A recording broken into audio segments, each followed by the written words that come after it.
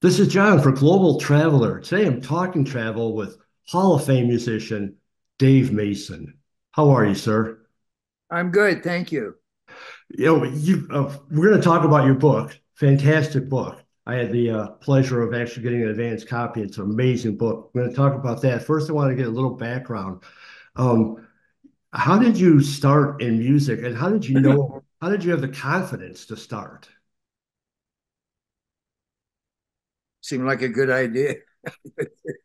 It's basically, I mean, I was 16, 15, 16. So it was I love music. I always been in choirs and school and school plays and stuff. And I just got into music, started getting into guitar and just kept doing it. Did you think at that time that it would become a lifetime for you? Well, um, I mean, I was fortunate enough to be able to be in such position to say, well, I'm just gonna do this come hell or high water. To, make some sort of success out of it. And you never looked back. Did you ever, was there ever a point in your career where you did question things? Not, not really. I mean, I probably a lot of decisions, but those would be nothing. Those are just personal stuff. And Yeah. do you remember the first, Could have, should have, and would have. Everybody has got those. do you remember your first paid concert or your first paid job gig? No, I don't actually. Okay. When you were playing with Traffic, obviously you guys had a lot of success with Traffic. What were some of your favorite memories from that time? I have a lot of them. Getting together, you know, initially getting the band started, our our days at the of trying working out what we were going to do, moving into that cottage that we had in the country. Um, there was a lot of great times. Um, we were just four young men just trying to figure out um, what Traffic was going to be. What were we going to play? What music were we going to do? Discovering. I was there was we had there was we were in a what was I 18, 19 years of age. I had no responsibilities, so it was, you know we could try And anything. you've played with some legendary musicians, some legendary bands. And you've written songs for a lot of them. Do you ever regret, is there ever a song that you wrote for someone else and wish that you had done it? Well, first of all, I've never written for anybody else. I've always written for myself. It just turns out that some of my songs have been covered by other artists, mostly Feeling All Right, of course, which is, well over 50 or 60 major artists, but every bar band has played it and probably still plays it. So um, essentially, I just wrote for myself. And fortunately, um, a few of them got covered by other artists. And when you were touring, whether with a band or solo by yourself, whichever, do you pick the cities where you go to, and do you pick the venues, or does your manager decide that? How does that work? We have my agency is UTA, so that's how they plan the tours, and you go where so it's supply and demand. We go with we go where the audience is.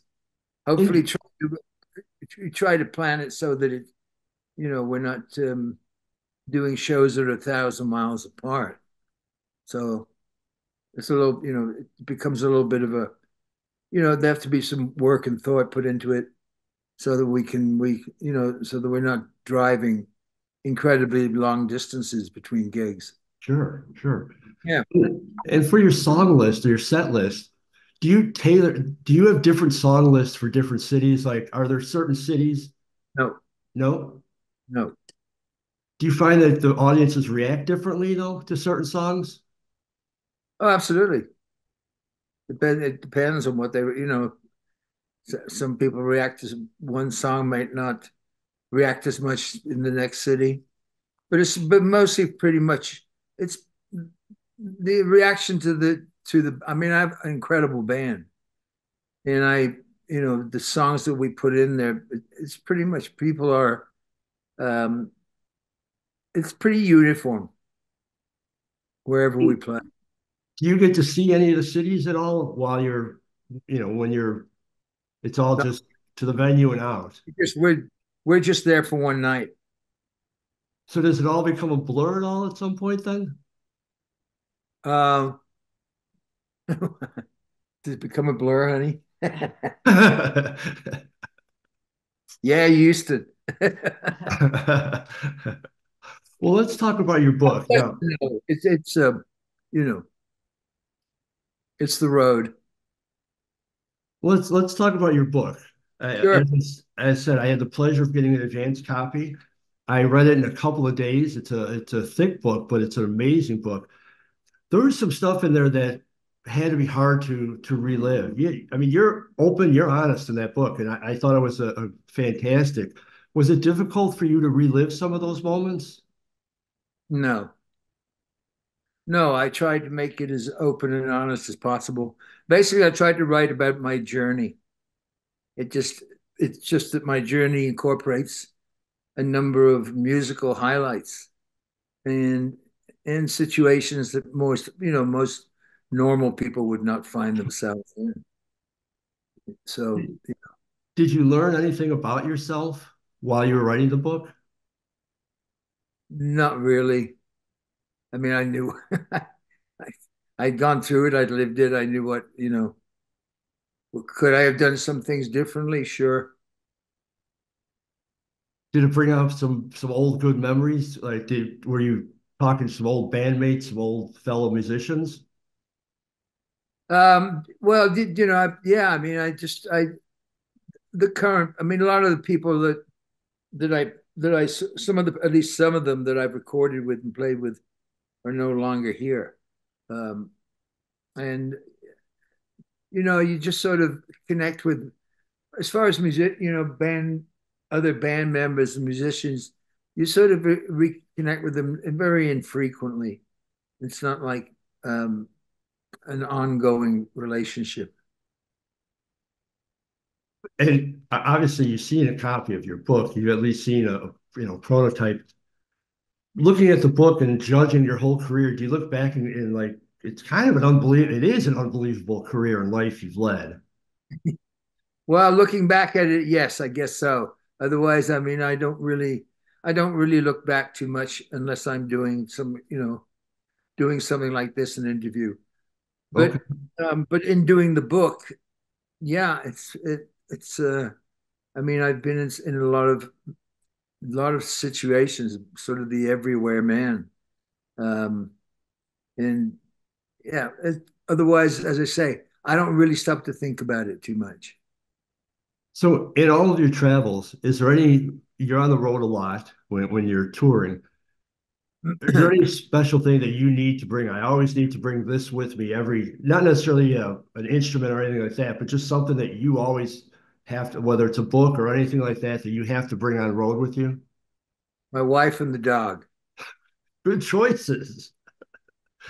Excellent choices. Well, I know you're on the road now. Where are you right now, sir? Right now, I'm home in Nevada, northern Okay. Nevada. I know you're in the middle of a tour. I know you're going to be coming through We've been Illinois. off. Well, no, we've been off for about a month, and then we start again on the 9th of this month. Do you still get nervous? Do you still get before the show, or are you so Sometimes I'm not really. Excuse me. I'm not really. I'm not really. I'm not really, and never have been built to be a solo artist. I feel more comfortable in a band. Um, so but and I have a great band. You absolutely have a great band. Great singers, and they all get to do. Excuse me. They all get to have a the spotlight goes on them in the show. They do certain songs. So and this guy essentially we just try to make have fun making music. Well, it's been a pleasure to follow your career. I've been a fan of yours for many, many years. When I had the opportunity to get this interview, I was very, very excited to talk to you.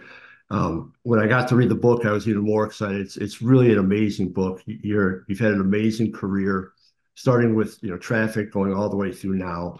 I really appreciate your time and your consideration. Tell everybody where they can get a copy of the book or your website, sir.